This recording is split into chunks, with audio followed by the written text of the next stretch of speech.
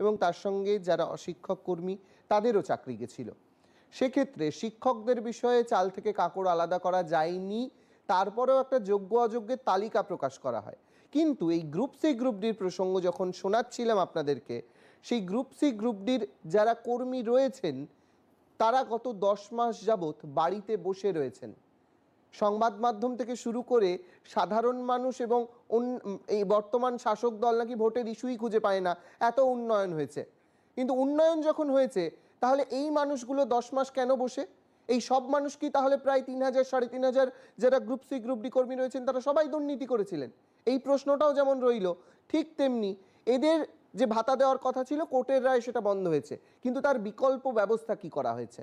মুখ্যমন্ত্রীর বক্তব্য শোনাচ্ছিলাম, কিন্তু যে মানুষগুলো আজকে সত্যি সত্যি বেকার হয়ে ঘরে বসে রয়েছেন, যাদের চাকরি নেই, টিউশনির উপর তাদেরকে নির্ভর করে জীবন কাটাতে হচ্ছে বা অন্য কোনো কাজ করতে হচ্ছে, ওই যে সোকল পরিযায়ী শ্রমিক হয়ে বাইরে যেতে হচ্ছে, তাদের অবস্থাটা ঠিক কি? তারা কি বলছেন শোনাই আপনাদের।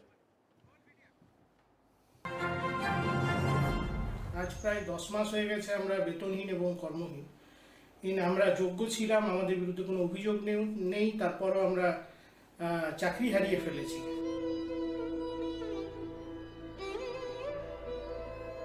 চাকরি হারাবার পর থেকে আমাদের যে জীবন হঠাৎ করে আর্থিক সংকটের মধ্যে দিয়ে চলেছে, সেটা আর নতুন করে বলার কিছু নেই।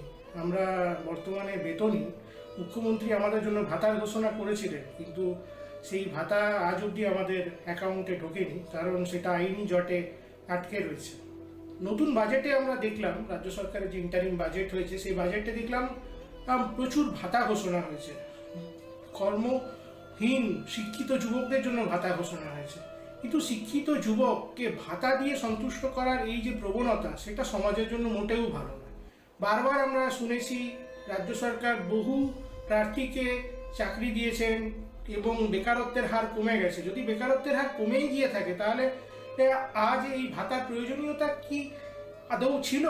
বাজেটে ভাতার উৎসব চললেও দীর্ঘ 1 বছর বেতনহীন ও কর্মহীন WBSSC 2016 3,394 জন যোগ্য ও নির্দোষ শিক্ষাকর্মী। কোনো অভিযোগ ছাড়াই এক কলমের খোঁচায় আমাদের জীবন আজ বিপন্ন, অথচ রাষ্ট্র নীরব দর্শকের ভূমিকায়। সরকারের কাছে আমরা দাবি রাখছি এই সংকটের দ্রুত সমাধান করে স্থায়ী কর্মসংস্থানের মাধ্যমে আমাদের বেঁচে থাকার মৌলিক অধিকারগুলো ফিরিয়ে দিক। প্রসেনজিৎ দা, বেতন আর